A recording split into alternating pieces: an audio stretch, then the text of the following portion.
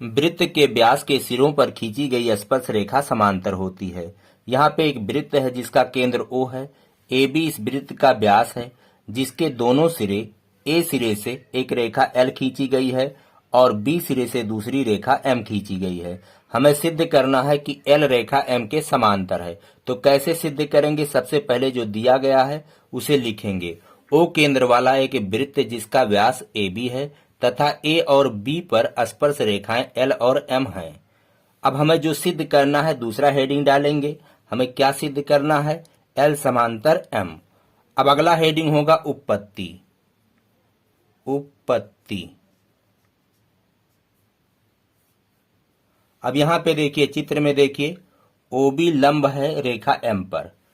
तो चलिए हम यहां पे लिखते हैं OB लंब है M पर। ऐसा क्यों किया गया है? देखिएगा, M जो रेखा है ये स्पर्श रेखा है, ये B बिंदु स्पर्श बिंदु है। तो स्पर्श रेखा के स्पर्श बिंदु से खींची गई त्रिज्या, ये OB क्या है? त्रिज्या है। तो त्रिज्या लंब होती है स्पर्श रेखा पर। तो यहाँ पे लिखेंगे त्रिज्या स्पर्श रेखा पर लंब होती है। तो इस प्रकार अगर OB लंब है रेखा M पर तो ये वाला कोण 90 अंश का होगा। इसको हम कोण नंबर 1 मानते हैं, इसलिए कोण 1 बराबर 90 अंश। चलिए इसको हम समीकरण 1 मान लेते हैं। अब उसी प्रकार यहां देखिए, ये जो L रेखा ये स्पर्श रेखा है और AO ये त्रिज्या है। तो स्पर्श रेखा पर त्रिज्या लंब होती है। तो यहां लिखेंगे AO ये त्रिज्या है, लंब है रेखा L पर। यहाँ पे कारण लिखेंगे, यही वाला कारण, त्रिज्या स्पर्श रेखा पर लंब होती है। इसलिए ये वाला कोण 2 मान लेते हैं।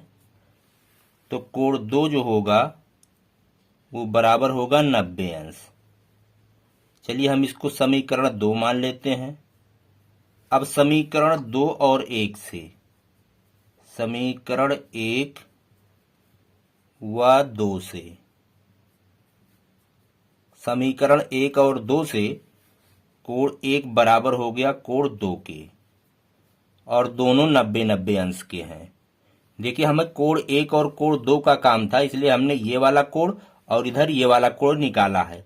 ये वाला कोण भी 90 अंश का है और ये वाला कोण भी 90 अंश का है, लेकिन सिर्फ हमें 2 कोणों का काम था।